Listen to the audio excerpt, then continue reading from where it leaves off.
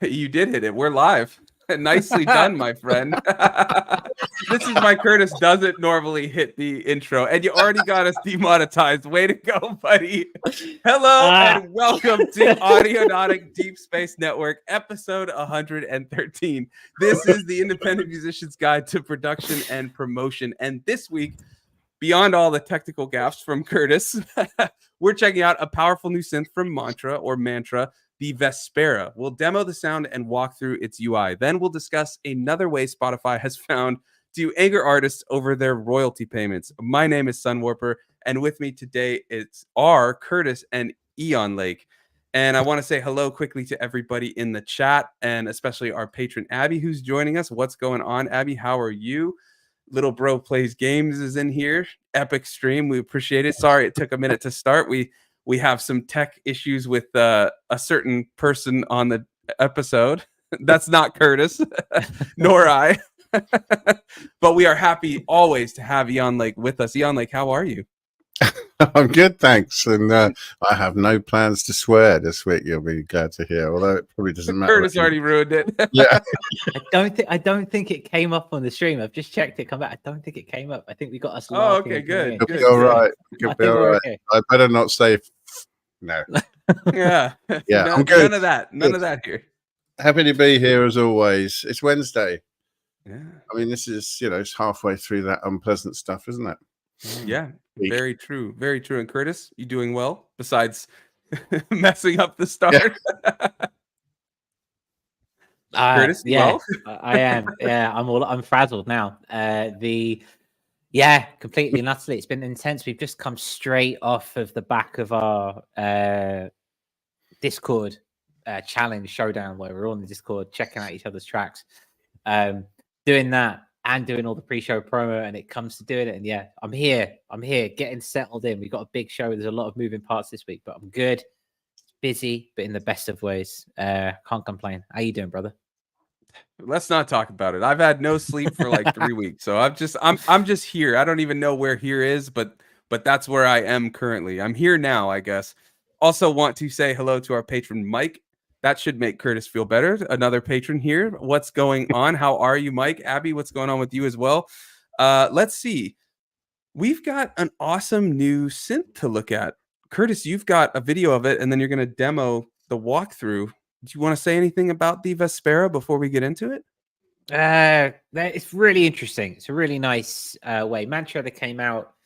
They're a relatively new company, I feel. And they're always trying something different, always trying something new. This new one, Vespera, they sent to us, and we don't have any say over what we're talking about. They just sent it over, sent us a code. Been playing around with it. Really interesting. So I've got sounds, and then you want to do sounds and then UI, or UI and then sounds? Yes. Let's do sounds and then UI. But you mentioned I messed up too because of the strange start that we've had. But you wanted me to mention a big hello to all of our new subscribers. Our last video on Logic has done some crazy numbers, and we love talking about Logic, or at least I do because I use it, and Eon Lake uses it. We are going to everybody that's been asking in the comments of that video, we are going to be checking out the stem splitting and all that. I just wanted to wait a week to make sure that there's no bugs, because I'm finishing up a bunch of remix projects and things like that. So I need Logic functioning, but we're going to check it out. We're going to do a stem shootout with FL, because that's the one that we ranked as the highest in terms of quality. So that's what we're going to do either next week or the week after. So we'll be doing that. But yeah, we appreciate everybody who hopped on. Awesome. We've also got another patron, Thomas, in the chat. How's it going, Thomas? I was listening to your remix again this morning. Love that thing. And wow. Yes, Mike, we will be covering the Polybrute next week, not this week, because it came out a little late. So for us to cover this week, we want to do it justice because it looks pretty interesting. Mike says, why would there be bugs in Logic? I don't know. I always just wait for any update of anything. It's always wise to wait a little bit just to see if there's anything, because I have projects. I don't want anything to happen there. Thomas also says, remember to smash that like button. I didn't say it, he did, but he's right. If you like it, hit like. Okay, Curtis, let's get back to it. So anything you want to add before we hop to the video? A lot of fun. Keep your ears open. And we'll get into why I think it's fun later on down the line. Yeah, and we'll walk through the plugin as well afterwards. Curtis will do a live one. So we're just going to watch a quick video that shows some of the sounds, and then we'll be back and we'll talk about it. But we want to, while it's going, everybody let us know what you think of the synth and all of that. We're curious to hear everybody's thoughts. So here it is. MNTRA Instruments Vespera. Vespera meaning evening star. Delightful. It's tube-driven modular synthesis with sampling from acoustic and organic textures. That's the idea anyway. And this is meant to be the first in a series of said acoustic sample-based plugins. So yeah, we're going to take a look. I'm going to see what it's doing, what it's like. We're going to see how it works. And then I'm going to take you through the UI a bit later when we cut back to live. So first things first, you'll see that we have quite a few presets. You've got pads, keys, lead, bass, stabs, percussion, sequence, and exploration. And that's just within Atelier, and then elements as well, another load in there as well. So I'm just going to go through some, pick them at random, and we're going to see which ones you like.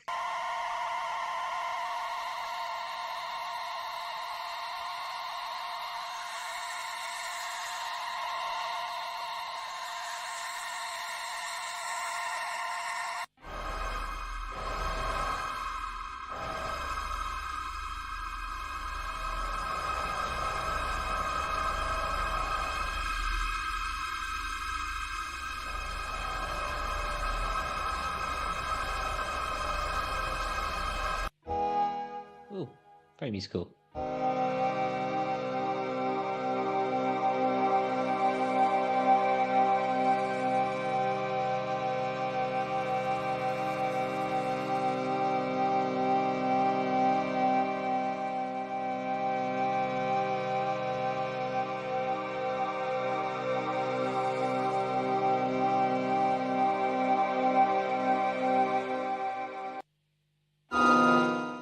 Ooh, okay.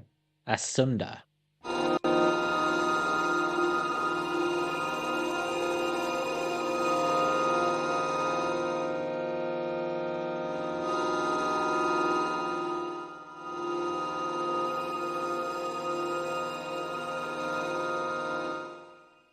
If my modular was a bird. I love that one. I love the name of that. That's beautiful.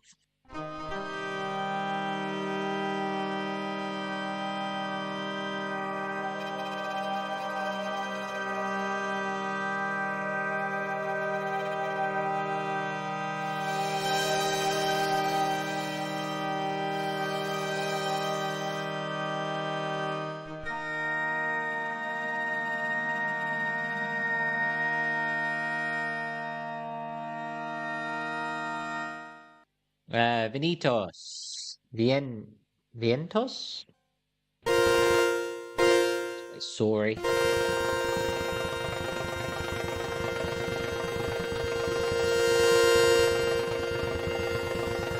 Oh, that's interesting.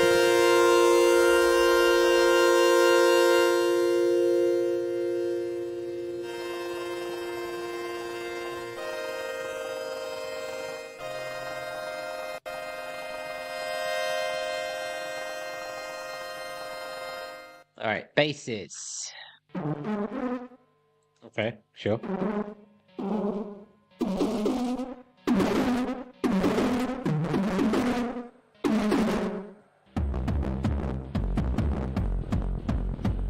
Okay, so it could be quite techno.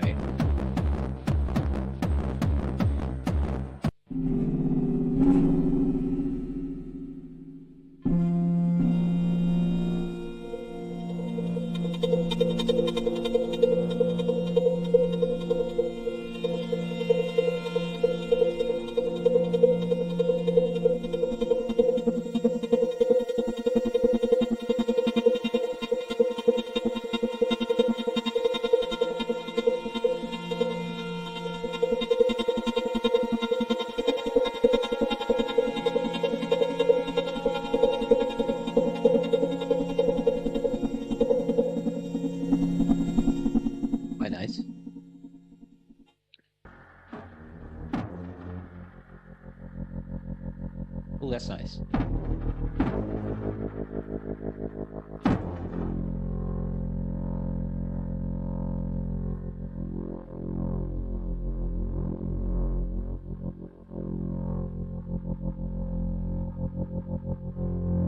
That's quite nice. Let's try one more under lights.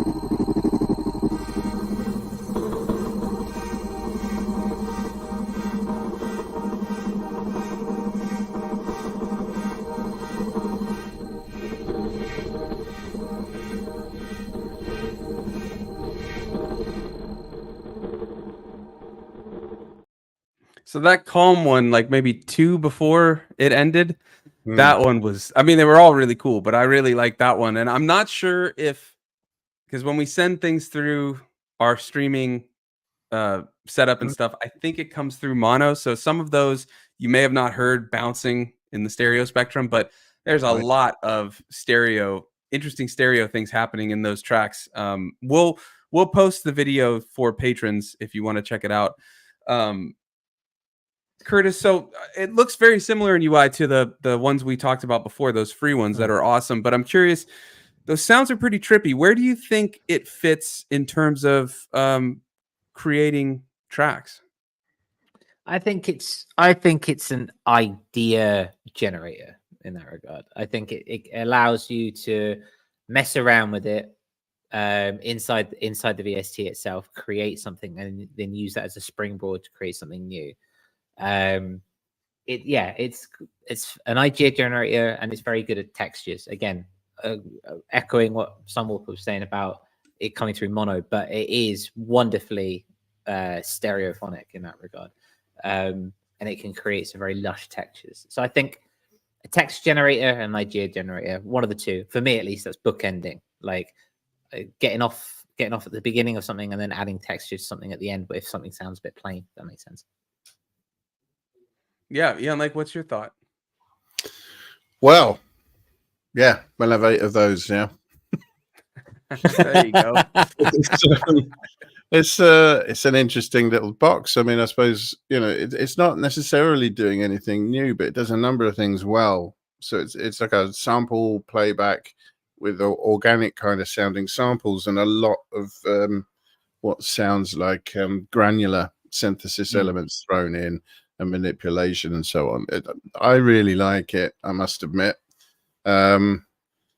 I think it does a few things really well. It obviously does effects very well and ambient sounds and so on, and things that I think of as being kind of non-neutral ambient sounds. You know, the ones that are a little bit more spooky, a little bit weird. You know, not entirely, you know, safe space ambient, but some odd sort of sci-fi noises and textures and stuff as well. Some horror movie stuff.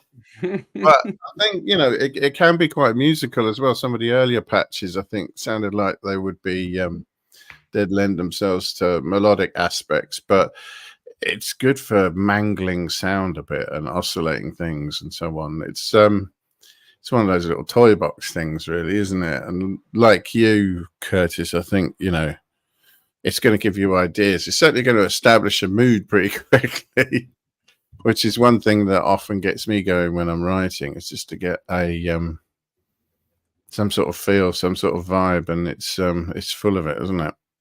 Oh yeah, sure. Yeah. That's definitely. I mean, how I've used the other ones when we talked about those free ones is it Sir? I think Curtis, right? Sir is one that we talked about. Yeah, I always use it just for drones in the background with like some Valhalla on it, and just set that maybe at like the third or the fifth of the key and then just build around that, and I love that. So I can see that working for this as well, but I think it, like you were saying, Ian, like it could fit for some melodic elements too. Curtis, do you want to walk through the user interface? I think you've got it ready. I just want to ask before I share your screen.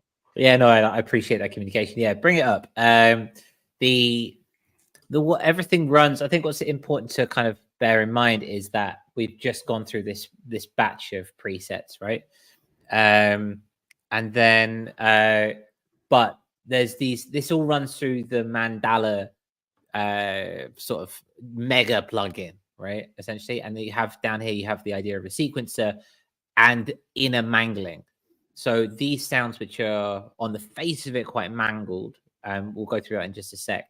You then have this matrix where you can play around with different aspects and layer different plugins together, which is not plugins, different presets together, so to speak, which adds a whole nother dimension, which we won't go into today because that's insane right now for the show that we've got. But it's easy to get lost in this bad boy. What gets me in its entirety in the first place is the fact that it's very ambiguous, right? It's very simple. You can see here you've got the sound, and this is it. And you've got three parameters on the left hand side. You've got X, Y, and Z. You've got contrast 1, contrast 2, and ether. Now these do change somewhat depending on the preset that you're using. This might be like a lo-fi sound, for example. This might be presence in other plugins, for example. But essentially, you've got those three parameters, and that's all you've got. And they're not labeled.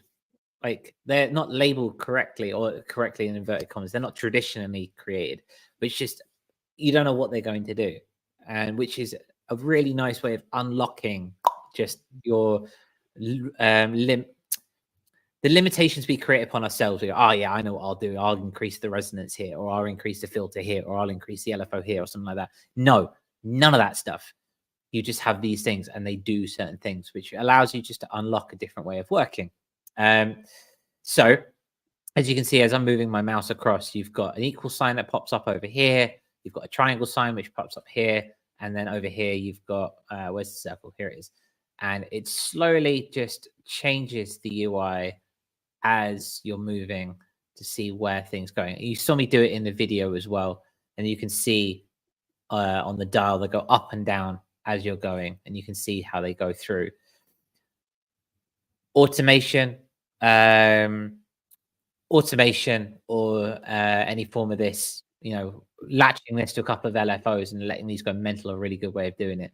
So yeah, it's very simple. There's not a lot to the face of it, which is really nice. It keeps things simple, A lot of the stuff is in the matrix and stuff later on, which we won't go into for now. But you can see from that how very easily and very quickly you can get ideas running.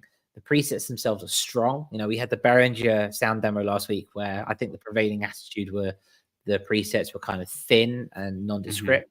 These are very much the opposite of that. They're very descriptive. They're full of texture and they're full of changes and movement.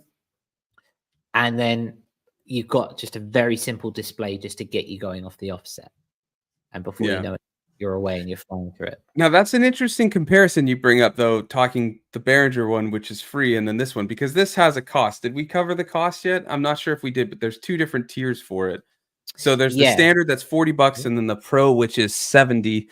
And we should probably run through all of the specs of this because it's a little interesting, some of the requirements there, as we talked about. So let me just say, so the difference between the Pro and the standard, the Pro has an extended 6-octave keyboard range, up to 13 round robins, recommended for professionals with at least 32 gigabytes of RAM, grants full access to the standard edition. The standard edition is memory optimized with 1 round robin, 4-octave keyboard range, suitable for limited system specs, maintains quality and RAM performance. But I believe, let's see, the RAM requirement for the standard, is it 8, did you say, Curtis? Yeah, 8 gigs of RAM? I think it's 8, yeah.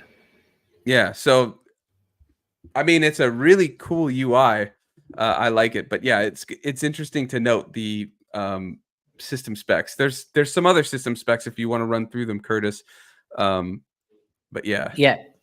So you've got inside the Pro, for example. So there's 83 sound sources, 25,000 samples in total, which is 20 gigabytes of samples. They've got 6-octave range and 83 SSM powered sample maps, which is just an insane amount. I've had to put the samples on an external hard drive because it's 20 gigs. That's 20 gigs. Yeah, I need 20 gigs. But I mean, you listen to the sound of it and it makes sense. Oh yeah, for sure. It's just like that's another big not investment, but big investment in space and storage space. You know, should you need those sounds, it makes sense. But yeah. It's built ever more. I mean, since the invention of the M1 chip, you know, these things have just expanded in what they can do. And we're now seeing the plugins kind of catch up in that regard. Like it's like installing a game. It's like installing a game on Steam, for example. So you're running it on a Windows computer though right now, right? Yeah, I am. I'd be curious to see how it runs on my my M2 or any M chip Apple. Which brings me to, do they have any demos? Good question, Leon. Like Curtis, see how it runs. Do you have any like demo downloads?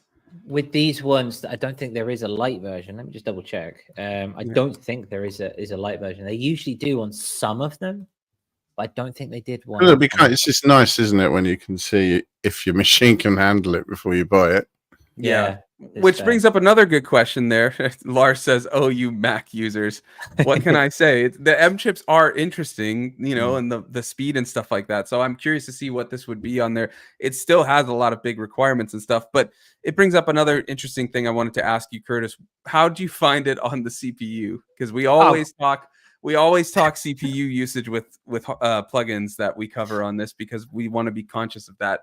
So how'd you find it? I mean, it takes this. What we got here is the Pro. This is a 32 gig. This requires 32 gigabytes of RAM.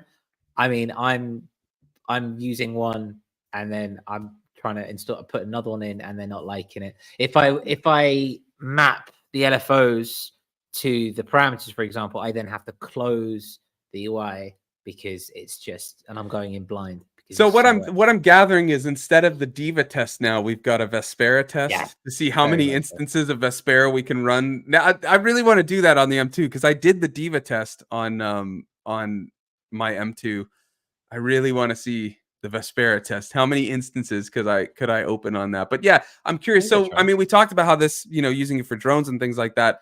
Were you able to, in the time that you had to do this, were you able to load other plugins and things like that to like make a full song, or is this something more with what you have you would need to make a drone and then render it out as a stem and then start building other things on top of it? I managed to have I was playing around over the weekend. Managed to have 4 iterations of Mandala, a couple of audios, and some other MIDI play. You can do it. You can work with it.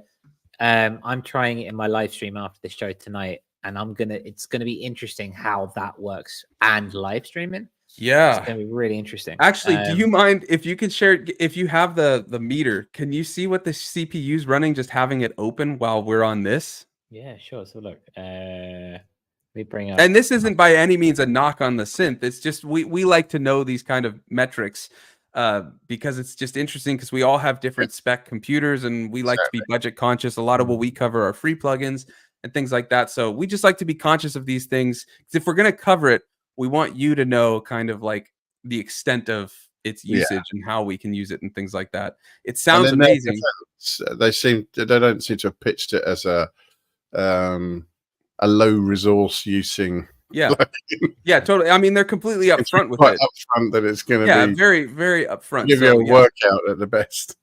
you know what you're getting when you get it. So yeah, and I think that's what they're marketing for. I think that, and that's fair enough. You know, I mean, just for currently my memory is running at 58% with Ableton, Discord, and this going.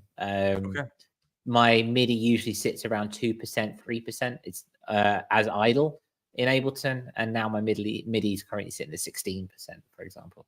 It is a beefy beast, and but they make no CPU 20%. Yeah, they make no qualms about that. They're not trying to be that.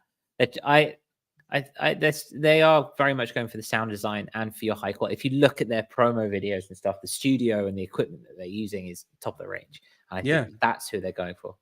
Yeah, I mean, like Ian was saying, for sure, they're not hiding the fact that it's a very intensive plugin and stuff. But we just wanted to cover, if you are interested in it. Yeah, like Lars says, Audionaut is in our corner, looking out for the little guy. That's what we got. We got that. Yeah. Exactly. All right. Is there anything else you want to cover about it on your end, Curtis, about this plugin? I think even if you don't want to go get the Vespera, or you can't do it now for $40 or $60, I think MNTRA, generally speaking, has something to go check out. They do have a couple of free and light versions of other plugins and synths, like the Death Whistle that Lars mentioned. They are. I do stress, even if you're a seasoned producer and you know a lot about sound design and creating and stuff like that, they do have a lovely way of unlocking a different way of thinking, which can just really kind of shake things up a little bit. So the Mandala 2 is their like general global plugin with all their different plugins in, so to speak. Have a look, have a gander. It's really cool in that regard. Yeah, I built the whole over 5 track from our first Discord community challenge with just those free plugins of theirs. I just kept using instances of it, and that's what made me think about the CPU, because I think I used like 12 or 15 of that. What is it, Mandala or whatever, and it started to hit some CPU issues. So I was like, oh, I'm just curious to see where this one goes. But yeah, so that I used that was all I used. That was part of the challenge for the over 5 I did, where I just used that plugin to see if I could make this really interesting long form ambient track, and it worked. It worked really well. That's what you need. I think it's great. It worked really well, and I think it's awesome in that regard. And talking of awesome in that regard, this show doesn't have any sponsors, and it is brought to us by our wonderful patrons. And thank you ever so much. There are many of you in here today. Mike is there, Abby is there. Good old Lars. Thomas. Good old Lars is here. Sorry, and Thomas as well. Yes, so many of you. Thank you ever so much. We couldn't do this without you, and we are so grateful that you allow us to keep us doing this week in, week out. We're always trying to find the best stuff. Like, say, we've got Super Booth coming up over this weekend, so we're going to be hunkering down to get that done and have it through. So if you like this show and you like what we do, these live demos, and you like all this stuff, consider becoming a patron. If you go over across to patreon.com/membership, you can make a pledge for as little as $2 per month. And that gives you access to Starstream, for example, which is our monthly hangout for patrons, where we sit down, we talk about all this sound design stuff with like-minded individuals, and where truly the community comes together and we help each other out. What else, Sam Walker? Well, the next Starstream is I believe this Sunday, correct? May 19th. It is. Yeah, 19th. So that's Yeah. the next one. You also get exclusive channel on our Discord where we talk all kinds of stuff, gear. It's basically a long form extension of the Star Stream. Yeah, and then some early access and to all of the Audionautic records and things like that. So if you want to help support the show, help us do what we do and keep up with the streaming, we use StreamYard and we're due for that soon to pay for that. If you want to help support what we do and keep up the quality and all that stuff, head to patreon.com/Audionautic. The link is in the description and we'll see you over there. We'll get you in the Discord, all of that. We have a lot of fun in there. And you can also come on the show, which we do have one of our patrons in the green room right now, but it looks like he's coughing. I don't know if he's ready to come in yet to talk Spotify. Lars, yeah, he says, give me a minute. He's coughing up a storm, I think. He'll get there. He'll get there. He's going to be coughing up a storm in a right over minute, isn't he? Yeah. And I should say, too, the Discord is open to all. The link to the Discord is in the description. We just have a couple of exclusive channels for our patrons where we talk all kinds of stuff. So if you want to find a positive community talking about music, gear, all that kind of stuff, head to the Discord. The link is there, or it will be. I don't know, because it expires every week. So Curtis might have to put a new one in. I think it's okay now. I'll put a new one in. Lars looks like he's struggling in the green room. He says Taco Bell wasn't the best choice. Yeah, I don't know if that was a good choice, but that's all right. We'll start about Spotify. We'll go to the community corner first while we let Lars digest his Taco Bell a little bit more. Lars was actually in our Discord challenge. We do a monthly challenge every month for everyone on the Discord where we do just one sort of challenge for music production. So this week or this month was the genre gambit. So the whole point was to make a track outside of your normal genre. And Lars totally won this one. He made a house track. And Lars typically makes some crazy noise tracks. And I mean noise. And they're good, but they're noise, right? And so he sent this and we start playing it and he goes, oh, by the way, I hate house. And it was like the perfect house track. I was blown away by it. And yeah, so the whole point though of that challenge and the challenge in general every month is to help us get out of our sticking points, out of our comfort zones with music production. We, can often get caught up in the way we do things. And so the whole point is to work out of our normal methods and then find how we can incorporate it. So like I asked Lars, and when he comes on, he can attest to it. But I asked him, so you made this track that in a genre you hate. What did you take away from it? Like, what would you incorporate into your normal workflow? And he had a very interesting answer as a noise artist. Lars, are you ready to come on, or are you still digesting? I think thumbs up. Okay. Okay. What was your answer there, Lars? Drums. I don't use drums very often.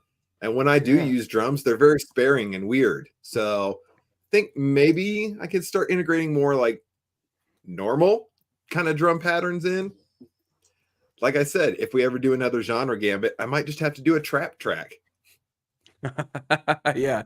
Speaking of, Curtis, we have to announce our next challenge. So I think you have a bit you want to cover there, right? I mean, announce or just put it out to the community. Anyone watching at this stage. Well, announce that it's happening and it's put happening, it out to the community. Yeah. We will be doing another one. We're doing these monthly now. This is our second one. We're going to go for the triumph for it. We're going to go for a third one. So we'd like to know if you guys are interested in anything in particular. As someone has said, it's an idea of creating something which is perhaps outside of our norm, which shakes up our workflow, something to challenge us in a certain way. We also don't take it too seriously. I did a bootleg of George Ezra's Budapest for mine, and that was just a bit of fun.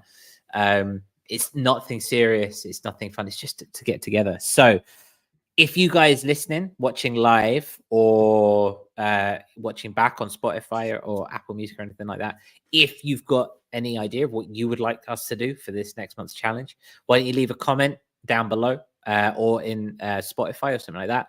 And then what should we say? Should we put it on by Monday? We'll put it out. Yeah, and I do want to mention the one that Lars helped us come up with. He gave the idea, and then we got the name Secret Samples. So it would kind of be like a Secret Santa, but for samples. But we would need a good number of people to be a part of it for sure. So we would basically have to kind of everyone would need to say, hey, yeah, I'm in. And then the idea is everybody would make a sample, and then we at Audionautic would kind of disperse the samples and then make the track. And we'd have to flesh out the idea a little bit more.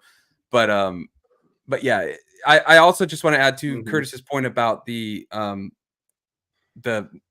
chill nature of it. It's not about finishing a track. It's not about making the most polished final track. The idea is just get out of your comfort zones. If you create a 1-minute scratch demo, that's fine, because at the end of the month, we have a hangout where we just listen to everybody's submissions, and we're all just giving everybody's points, not points, but we're all just kind of commenting what we heard and then figuring all of our takeaways, because as we always say on Audionautic, together we grow. It's just a way for us to learn from each other. Like I heard Lars's track and was like, I gotta, what's that synth you're using? And he's like, oh, it's a Native Instruments one. And now I got to go down that rabbit hole to see about that. So the point is just that we can all kind of learn from each other and grow from it and become better musicians. Most definitely. Yeah. So let us know. This will take a few days to come through to everyone if you're listening on Spotify or Apple Music, for example. So we'll give you the weekend to have a think about it. We'd love to hear what you think. We don't want it always coming from us. This is a community thing. This is the whole point of it.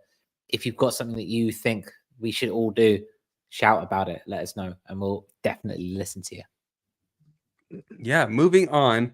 Let's get into Lars's favorite topic, Spotify. So I found this. It was a Billboard article talking, and I had seen recently that some of you are probably aware, most of you, that Spotify has added audiobooks. And originally a lot of audiobooks were free for it. And then slowly they started locking them behind like another paywall tier or something. It was always interesting. Why did they add audiobooks, right? And then I started reading things like, because of audiobooks, certain platforms can have lower mechanical royalty payments. And then it all started clicking. And then I saw this article from Billboard that, Curtis, I don't know if you're able to share it, but I'll bring it up. They're talking about the fact that with these audiobooks being a part of any membership or the paid memberships, they are now able to give lower mechanical royalties because they can say that part of a subscription's price goes to the audiobooks that they have. Quite right too. Yeah. And at the end of once I read a little bit about this, I do want to talk about the duplicity, irony, whatever you want to call it, of when they announced their new royalty payments, how they build that as being pro artists. And then while they did that, at the same time, when they rolled that new royalty thing out, they did this, which still means they can pay less mechanical royalties. So anyways, let me read off a little bit about what it's saying. Spotify increased premium subscription costs by $1, adding 15 hours of audiobooks, intending to pay a discounted bundle rate to songwriters, which impacts the mechanical royalties, which is what they pay to the distributors, which go to you. Billboard calculates a loss of estimated $150 million in U.S. mechanical royalties for the first 12 months due to the bundling of premium, duo, and family plans. Losses won't affect payouts for the first 2 months of 2024, but will begin in March, persisting for the next 12 months. And I believe the new royalty payment thing they announced in December started in April. So after they've done this rollout with the lower royalties on that end, Spotify's revenue growth means the disparity between potential and actual payments to songwriters is expected to widen. And there's a lot of speculation that they're going to increase premium again, which will be even more losses in royalties because they have this workaround for it. So far, the changes only apply to the US, but may influence global negotiations with Spotify. Yeah, so I just thought it was very interesting that they made a big deal about this royalty payment method in December. And in their words, they said, this is from, I have an article, if you're able to share that one too, when they released the way they're modernizing their royalty payment system. They said, as Spotify's payouts to the music industry continue to grow over 40 billion and counting, we want to make sure that money is going to people on our platform, to the people on our platform, that our platform is designed to enable emerging and professional artists. So they make it sound like, we're taking royalties from these small tracks and we're going to give you a higher royalty if you get over 1,000 streams. But then behind that, they made this new deal for audiobooks where they're going to pay less mechanical royalties. So I'm curious, is it going to just equal out and just become the same that it was? So they build it as it's this higher pay rate for anyone with over 1,000 streams, but they did this mechanical thing that means they can pay less. So I'm curious, Lars, You're a lover of Spotify. What's your thought on this? I hate them. I hate them so much. So here's the really messed up part about this audiobooks thing, right? So yeah, a lot of them are like new books written by like, recent authors. And sure, if you put out an audiobook, you wrote a book and had it recorded into an audiobook, sure, you should get some money for that. I totally agree. However, why is it that almost half of the audiobooks they have are just public domain books turned into audiobooks? Like I opened it Here's up. why. To others. It's just an excuse to lower those mechanical royalties, right? And then if you use a public domain book, there's nobody you have to pay. Like nobody gets any money. They probably paid some poor guy to sit there in front of a microphone for 10 hours and read the Communist Manifesto or whatever so that people can listen to it on Spotify, which very ironic that they put that book on there of all things. What a capitalist scheme they've got there. Eon, like, I know you're a fellow lover of Spotify, so what's your thoughts on this? Spotify. Is that still going? Oh yeah, they're still going. Yeah, right. You same. Yeah. I mean, I do loathe them, if that's what you mean. I mean, so much. So Nick, one of Dylan Moran's jokes, I have to get up early in the morning to fit it all in. I hate it. But yeah, I mean, something has to be done, doesn't it, about all that money they're just throwing around like it's nothing to artists. Thanks for your music. Here's a load of money. It's ridiculous the amount of money they pay us. I mean, somebody's got to calm them down a bit, I know, right? This keeps going. Yeah. Next month, I can finally get a Lambo. Yeah. I mean, to be honest, I really like it every time I hear a story like this because, it just, I get happy because I think, the end is near now. I mean, it's just ludicrous behavior. They're putting things on there that you don't want and trying to charge you for it. And so, no thanks. I still just They're always clearly question in the trouble. inertia. Like Sorry? I always just question though, like I hear you, but I always question the inertia of usage. So if you're on it, you have all your playlists, you have all these things saved. It makes it harder than to be like, well, yeah, I guess I'll move because this and this. Yeah, absolutely. There is that, and it's a very real force. And I think it's that hubris that convinces them that they can't fail. But I think ultimately, this race to the bottom is gonna, surprise, result in someone getting to the bottom. And what then? Yeah. They devalued it and now they can't make money off it. Great. Wonderful. Get it to yourself. Curtis, what about you? What do you think? I think everyone should just go online, go bandcamp.com and just sign up and start buying music. I still see people, and I see people who are, and fair play. Some people make a living from it, and that's fine if that's what you want to do. Totally, if it works for you, go for it. The end must be nigh at this stage. We're just seeing as a business model. We're just seeing diversification, like we are at an unprecedented speed. We've seen so much diversification of assets through Spotify and shifting of shares. Moving of shares from place to place over the last 2 years. The business model's not working. Well, because they've never turned a profit until very recently. Working.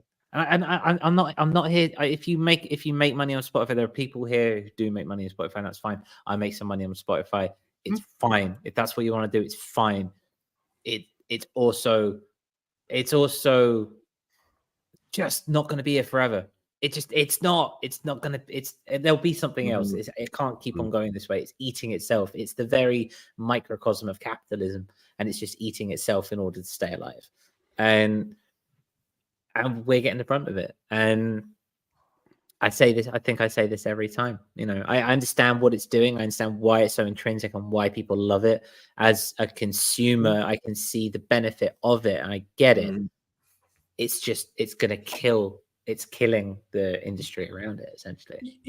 What I'd also be really interested in hearing, though, is the royalties or however the payouts go for either the author, the publisher, whatever have you. Because we're approaching it as musicians, and the article doesn't Yeah. really state anything about like how it works for paying. But I'd really be curious to hear, are they getting a similar bad deal for their audiobooks and stuff like that, or is it different? I don't know, but it'd be interesting to hear the other side of it, like from that side. So if anybody listening is a publisher or author or something and can comment, I would be very curious to hear about that.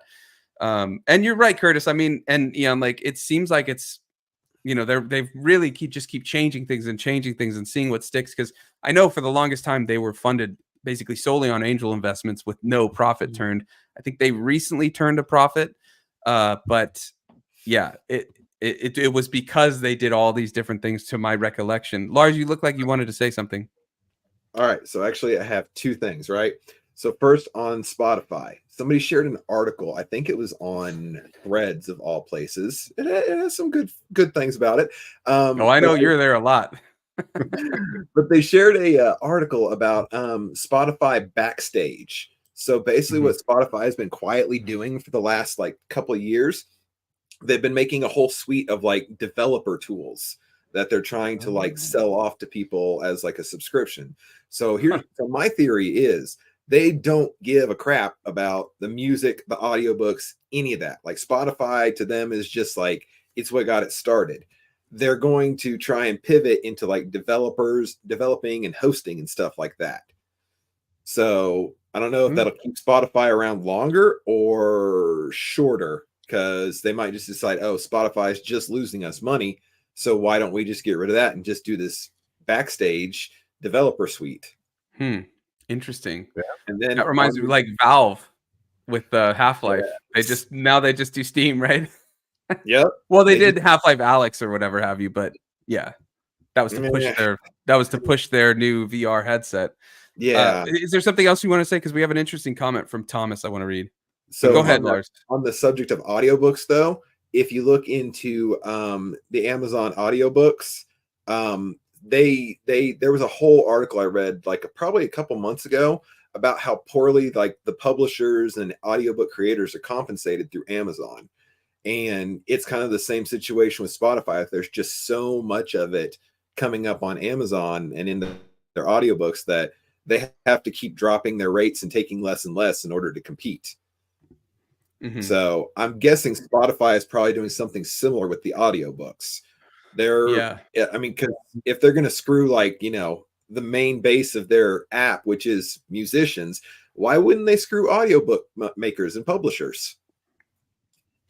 Yeah, that's what I think they do. I'm just curious because I don't see it there. Thomas says in the chat, isn't YouTube kind of the same? I mean, there is a lower threshold, 1,000 subs, 4,000 hours of public watch time within a 12-month period, or 12 million public YouTube shorts within a 90-day period. I would say it is similar, but it is different. YouTube is a free platform. You do not have to pay to be on it. Whereas Spotify, you have to go through another party to get on there. And then that is either split, or you have to pay, or you have to do, something. It's similar, but it is different. Also, YouTube is a search engine, which is very different from that, in that it lasts a bit longer typically. I have a bit of bias because I am a YouTube partner on their, but I think their thresholds are kind of ridiculous. Like they did make a lower one that's 500 subs with 3,000 watch hours in a year, but you don't get the ads. You get memberships and a couple other things. You are right, Thomas. I'm not disagreeing with you there, but I don't think it's as severe. But then again, the ad payouts are not that amazing either. So yeah, it is, to your point though, about what you said later, that pretty much any kind of streaming based platform, you're not a user, you are the product. That's even more true, I think, for YouTube. But I think you're completely right. No matter what, all of them are an uphill battle for sure. I did just want to say that there is some difference to YouTube and Spotify, but I get your point, and you are right. They're all kind of like that, and they all have these thresholds and things like that. Lars, what were you going to say? And I think Curtis, you had something to say too. So out of curiosity, like how much do you get paid like with YouTube? Is it per view, or is it like per subscriber, or how do they pay? Oh man, we could go down a rabbit hole with that. So there's it it comes down to, so the first big thing is how often an ad is shown on the video, which depends on ad blockers. If you're in a niche that has a higher percentage of sponsors or companies that want to create ads, so you'll have a higher dollar index of what you receive per ad. It's called RPM, revenue per mil, which means revenue per thousand. So that would be revenue per thousand views you get with an ad.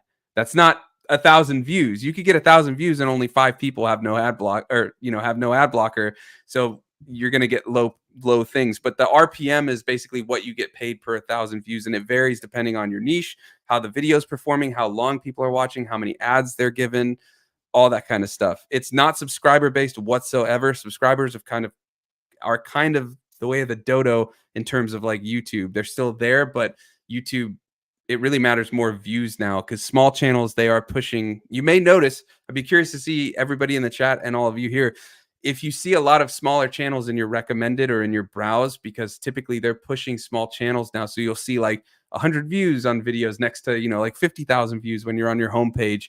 That is something they've been trying to do, that they say they're doing. I've seen it, but yeah, I'd be curious if everybody else. Curtis, did you have something you wanted to add? It hit me when you said the word search engine, because you're completely right. YouTube is a search engine, and yes, it's the second most searched, second most biggest, and the first is Google, and the first, their exactly, parent company. Yeah. But the Spotify, I've been noticing as of late, especially since they switched this new royalties structure, is you see a lot more naming of tracks, like, for example, Peaceful Winter Atmosphere, for example, or Delicate Watery Everglade, or whatever. These very searchable ambient tunes, for example. And I saw this the other day for the first time. I'll hold this up to the screen. I don't know if you can get it. I don't know if I'll full screen you once you share it. Let's see. But this is on the, you got audiobooks here, you got podcasts here, but here this is courses. Oh. So you've got the beginning. Yeah. So you've got the beginning of paid courses coming through. Interesting. Now, so you've got things like here. So you guys know Underdog? What's his name? Yeah, the YouTuber, right? The YouTuber guy. He's got a course on here, for example, and it's exclusive to Spotify. You pay X amount of money and you do it on there. Now, this is where it's coming. And I haven't seen any news about this. This popped up this morning. Yes, you do have the search engine that is YouTube, and what you see here is you have Spotify coming in from the side going, hey, we want to be a search engine too, we can do all this stuff too. And it is, in that case, that is kind of like another form of the race to the bottom in that regard. But I think it hits on what Thomas was saying, in the sense that they're basically two beasts of the same bean, so to speak. I just made that phrase up, but you know what I'm trying to say. Right. That's really interesting. I haven't seen that. I thought I downloaded the newest update. I have not seen that. I'd be curious now what the percentage split there is going to be of, how they're going to screw over those people selling courses and things like that. And I know Lars is not a fan of courses. I remember seeing something on Threads of him being like, being an artist is now finished him up. Right. I'm over here having a stroke, guys. He's overwhelmed. Let me just for the sake of, as a producer, I have to just zoom in on you really fast to show your existential crises. Breathe it out, man. Breathe. I quit. I'm gonna go live in a log cabin in the middle of the woods. I'm a hunt bear and wear the skin for clothing. But it's just true. We've seen ahead, this Ian, before, haven't we? That everybody starts going me too when they don't make enough money. They start diversifying like crazy and doing something that other people are already doing very well. I mean, you got Skillshare for things like training and so on, and specific technical resources for people who work in that industry. And to come along Spotify, it almost feels like cheapening the brand a bit to me, a little bit. It's like turning it into some sort of. They're watering down. Yeah, they were meant to be music. Then they did the podcast. Then they did that deal with, I think, Joe Rogan, and then videos. And I think that's the problem, but the public attention will just start to. We need to know what things are. We want it to be simple and don't get complicated. And this goes to Elon Musk as well. He wants to turn X We an don't online need to get you bank started and down that rabbit hole. all the other things that he wants it Why to did you be. invoke his name? Yeah, why? Lars is already struggling over here, and here you come, just making him even worse. I I just just wanted to use an want to bring internet something chat up, though. thing, and you want to turn it into a bank. What the Yeah, hell? I just want to bring something up. Oh. YouTube does do this as well, where they introduce things. They do it a little bit slower, and I think sometimes they do it a little bit better. But what's interesting is just that YouTube exists as this search engine. That's kind of what it's become. And I feel like Spotify trying to do that, but also still trying to do all these other things will kind of by definition mean it can never do that as well as YouTube. So it's like you're saying, it's this race to the bottom, but I guess they just think there's enough in the pie that they can get even with this terrible version of it or something, that it's worth it or something. But yeah, it really seems the way Spotify's been acting these last couple of months is they're just throwing everything to the wall, and then they're just going to see if anything sticks. But in doing that, it seems like they're just diluting their brand and the brand recognition to the point where it's like, I don't know if it'll make it through. I mean, Spotify has the biggest demographic, so maybe they feel like they're too big to fail in that regard. Like, well, people always come for the music, you know, but yeah, it's like all these death by a thousand cuts, right? Like all these tiny things they're doing, you start getting the musicians mad, so they start going back on Spotify. So now its main function, maybe they start losing that. So yeah. It kind of reminds me of like TikTok came around, right? And then like a year after that, Instagram's like, oh, check out our new reels and our stories. Like they went from like, you know, the picture app to it's just like, oh shoot, we gotta do short form video stuff too. Yeah, you want to talk identity crisis. And then TikTok went, we're also YouTube. Yeah. Right. They pushed me a notification on my thing like, hey, you can do 15-minute horizontal or horizontal videos now. And I was like, that's what YouTube's for. No, thank you. I've also had issues. I used to schedule posts on TikTok just on like the desktop, but now any desktop post gets like 5 views. Whereas if I do it on a mobile, like on my old phone, I don't use my new phone, it goes crazy. So bizarre because they're pushing the mobile app, right? So yeah. So then why even have a website? Sorry, I know it's bizarre, but yeah, you're right though, Lars, and it's just funny because Instagram really seems to be having kind of an identity crisis as well. With like the Reels algorithm is just shot. Then they're like, oh, we're putting back carousels, but then they still want to push Reels. Like I've only been doing carousels lately, and they're like, you know, you could reach more people with Reels, and then I post a Reel and it gets like 20 people. I'm like, well, no, you know, but on YouTube it goes crazy or something. So yeah, Curtis, you got anything you want to add? I just think I just bringing it back to the musician and bringing it back to the indie musician.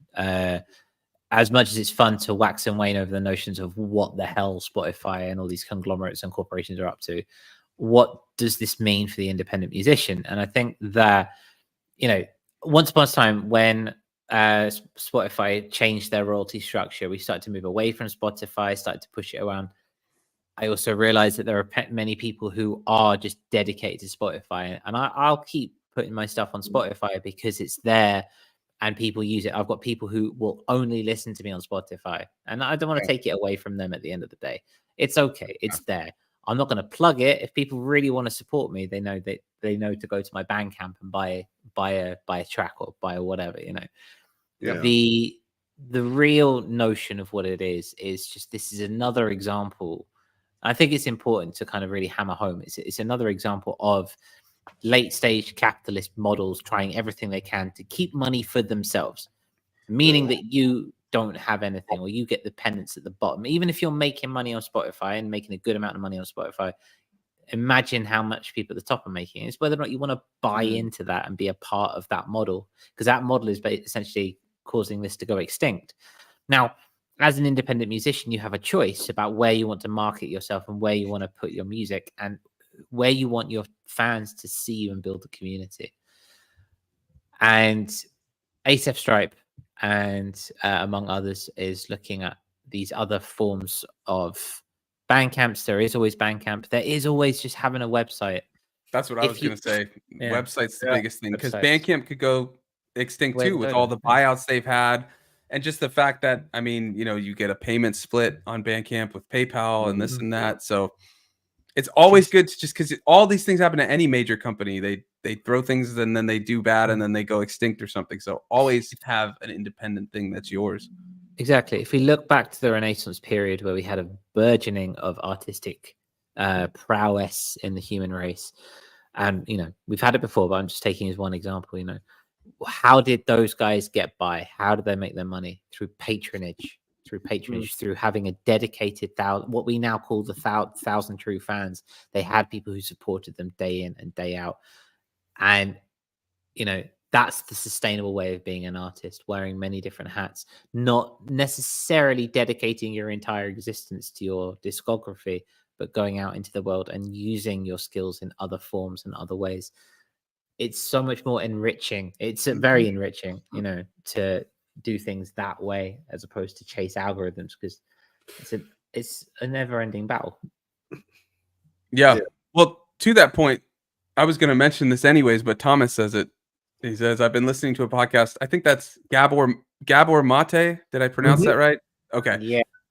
He's been listening to a podcast with him today. I think there will be a movement towards smaller communities. People want to connect, and that's exactly what you guys, meaning Audionaut, are doing.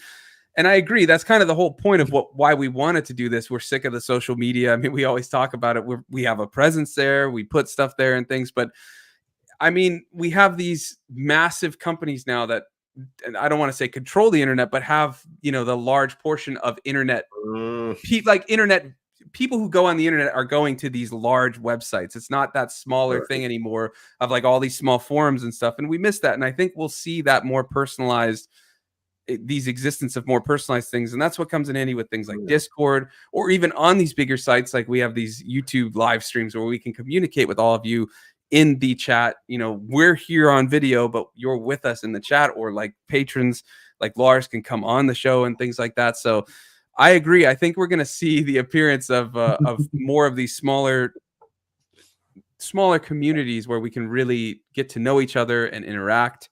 And like I found that on my YouTube, I have these, people who are constantly coming on and commenting on the episodes or videos and things like that. And, we're all just kind of learning together and doing things like that. And I think that is where, I don't know, being a musician, part of it, like the future with all these issues with AI and all that. And I wanted to mention too, who knows what's going to happen with Spotify with AI, AI music, but also their AI programming, all that stuff. I wonder if that's why they're doing all this too. They're just seeing, because they're like, well, maybe music's not going to work, with AI or this and that. So it's interesting.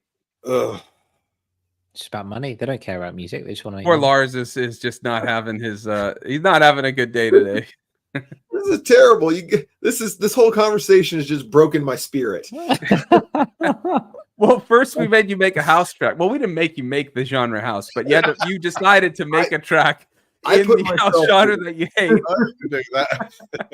I put myself through that. It's fine. Yeah, that's what I mean. But we gave you the impetus to do that to yourself, I guess. But it's okay. But I mean, look, I'm not trying to make this dark. What I'm trying to say, though, is that in all these changes and things, we're going to see new things come up, new, better things, like these smaller communities we were talking about. We're creating, Thomas is mentioning, or that Gabor Mate was talking about. That's what I'm saying, is that even if these things go, we have something to, I guess, look forward to. Like, change is constant. So we just have to kind of adapt. And that's why we cover these things, to know what's happening, what's coming, what can we do, and things like that. Little bro says, can we have poor Lars in the chat, please? Press F to pay respect. Yeah. F for respect. All right. Is there anything else you want to talk about this topic? I know we went a little off topic, but it's still with regard to these changes with Spotify. I just need to quickly type something in the chat. Give me a moment, please. Yeah.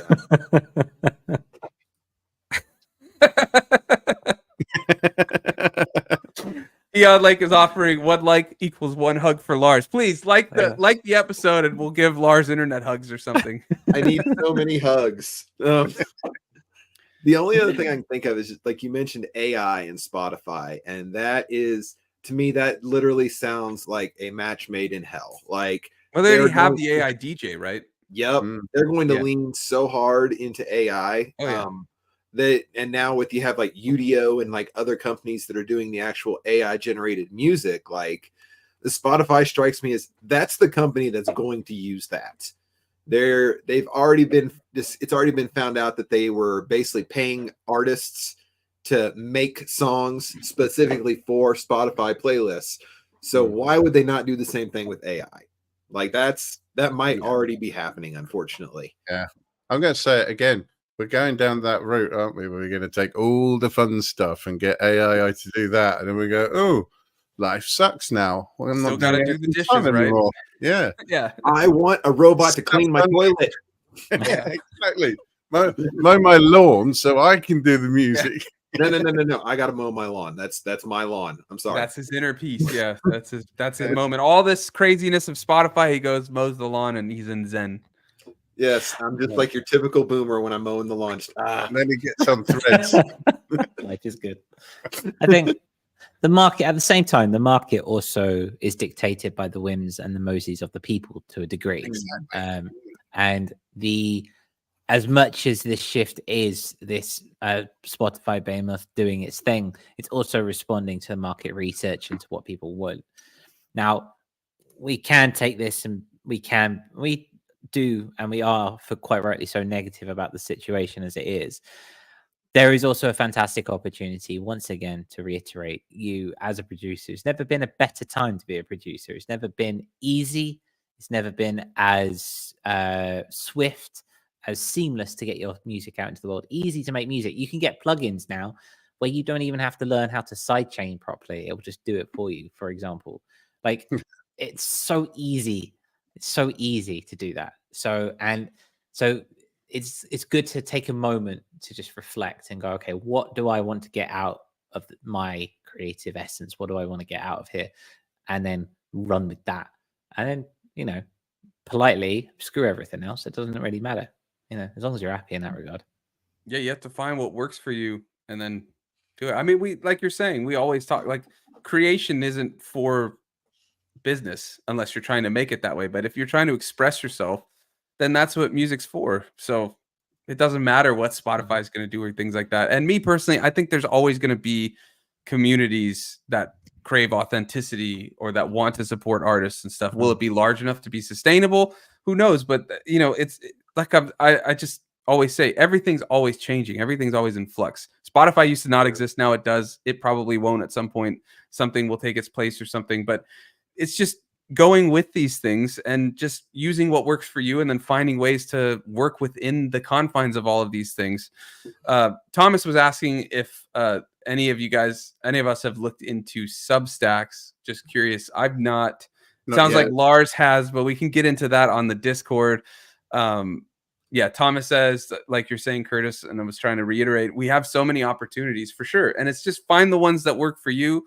That's like, I've been barely on Instagram now, but YouTube has been really working for me. I'm finding an area that works for what I do as a musician and stuff. And it's something I enjoy and can share. So yeah, it's just find what works in these zeitgeists, whatever have you, for you.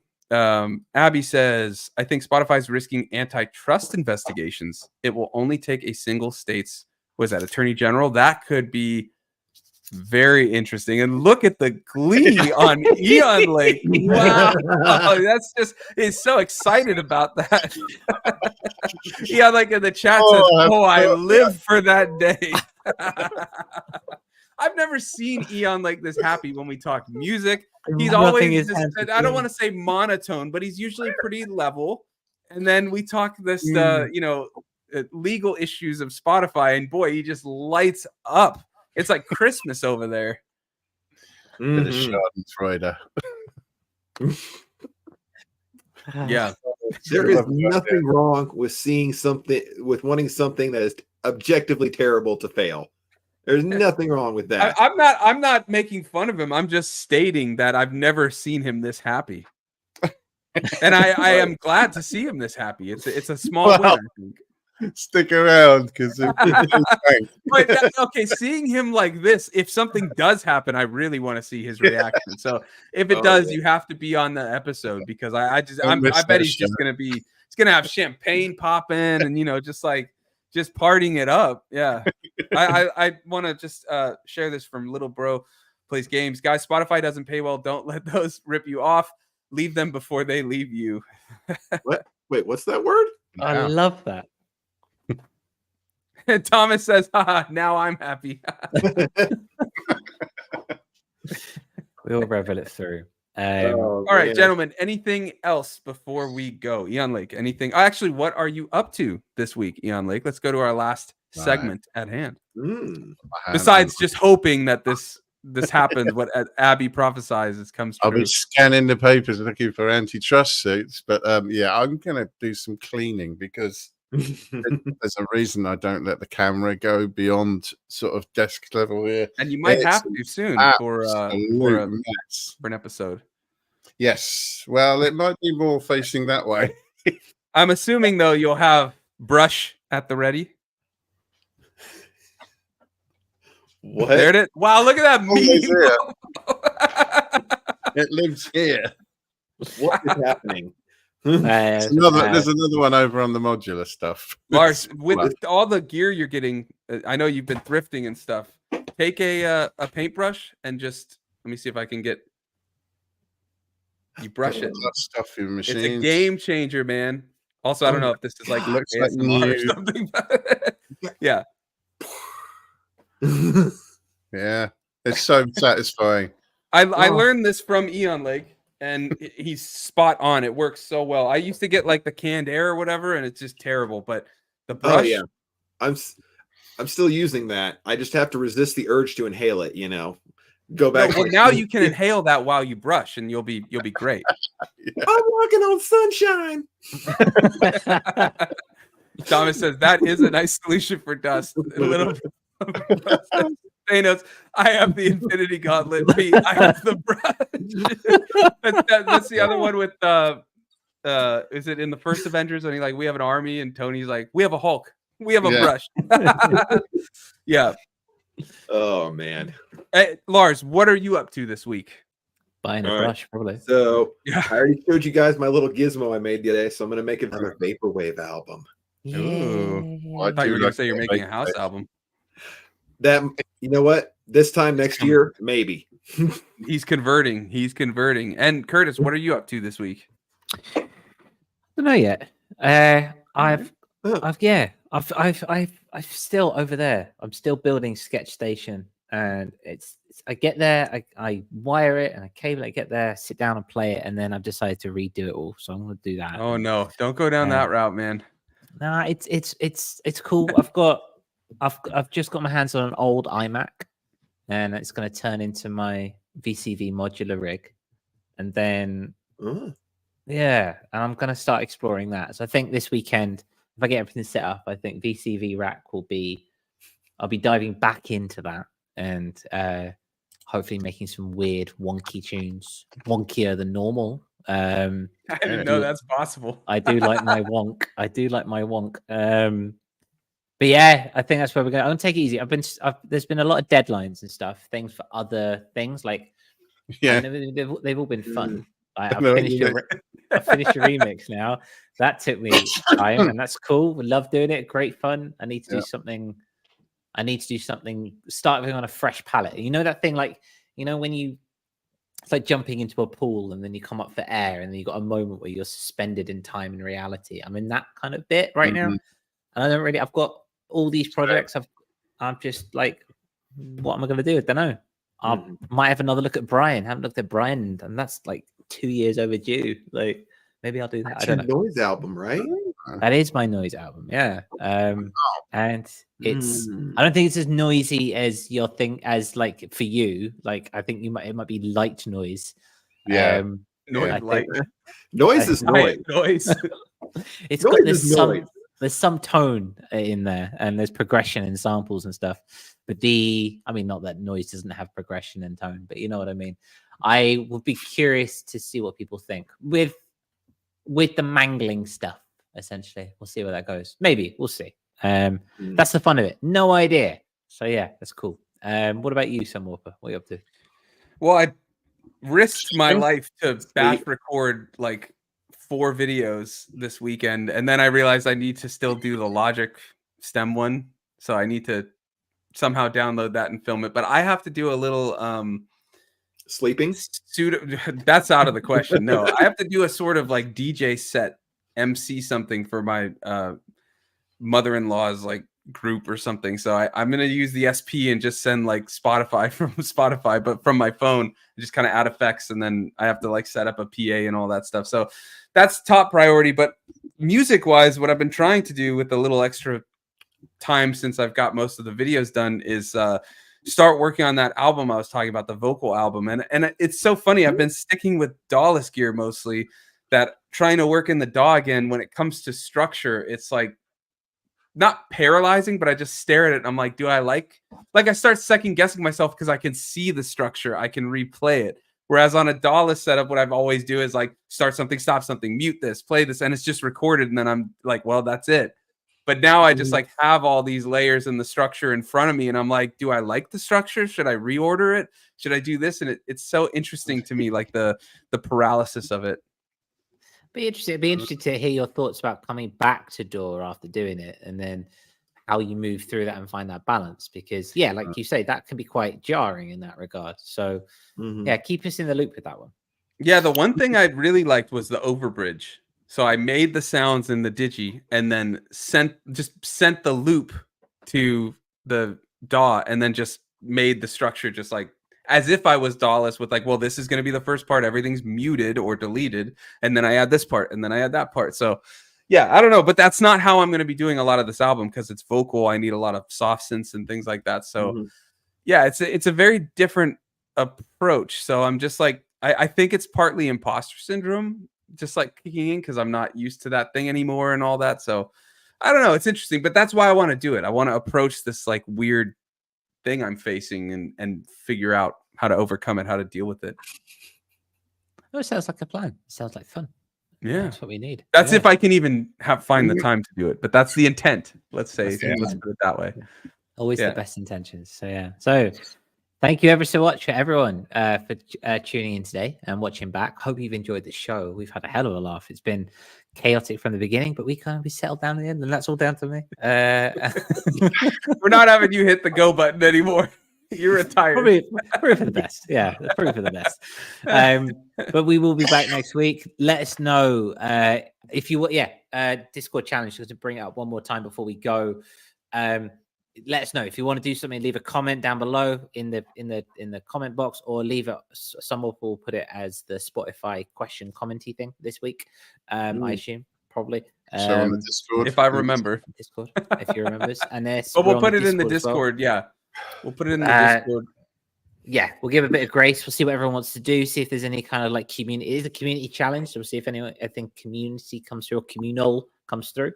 And then we'll choose something after the weekend and put it through. We'd love to get more people involved. If you are interested in the secret samples, just let us know. If you can make it, it can be a simple sample, like an instrument, a loop, a sound, a one shot, whatever. But we would basically need to have multiple people that want to create one, and then that would want to make a track in a month. Again, it doesn't have to be a finished track, just a quick idea, but we would love to. I mean, that idea sounds like a lot of fun. I think it'd be really cool if we all made a little sample, shared it secretly, like you don't know what sample you got, but then you make a track with it, and then we all listen at the end of the month or whatever. It'd be a lot of fun. Also, Little Pro Plays Game says, bye everyone. Remember, 1 like equals 1 hug for Lars. Guys, Lars was really struggling today. We had some topics that were really not his. I mean, they are his cup of tea, but they really hurt his soul. I mean, that is a soul crushed man right there. Look at him. So look at the sadness in my eyes. The sadness. Internet tears. Yeah. But Lars, we always appreciate having you on and hearing your thoughts on all of this. And also, I just want to reiterate that track you made was awesome for the genre gambit. You keep saying that, and I was just like, does he want me to make a house album? Because yes, I'll do it despite you. Yes, if I can have some new music for my son to sleep to, I would be very happy, because it's the same playlist every day, and I'm getting real sick of it. So bump into some house then. Yeah, that's how he sleeps. He loves it. Like during the naps, he loves napping. I shut it at a certain point. It's not loud, but he likes the drums, the 4 on the floor. He likes nice regular hypnotic rhythms. Yeah, he loves it because one of the nannies was playing ambient music one time and he was not having it, and I was like, he really he likes the sound of drums and stuff. So I was like, So then I tried it. He went right out. Just yeah, it was interesting. But anyways, comment on the Discord. I'll put a thing in the Genre Gambit channel about the possible secret samples, but however we do it, Oh. Yeah. Did you see the one that Thomas said real quick? I just was reading it as I was talking, but I can't do both well. So he says we could make a remix centipede. Stems get sent over to the next who make a remix, and then send the stems to the next who makes a remix, and so on. That's an option. I'll put a poll. I'll tell you what. I'll put a poll. Everybody can vote. Again, all of those things though require like multiple people to be doing it. So, but I like that idea too. That's really cool. Secret samples, remix centipede. I'm gonna write these down really quick.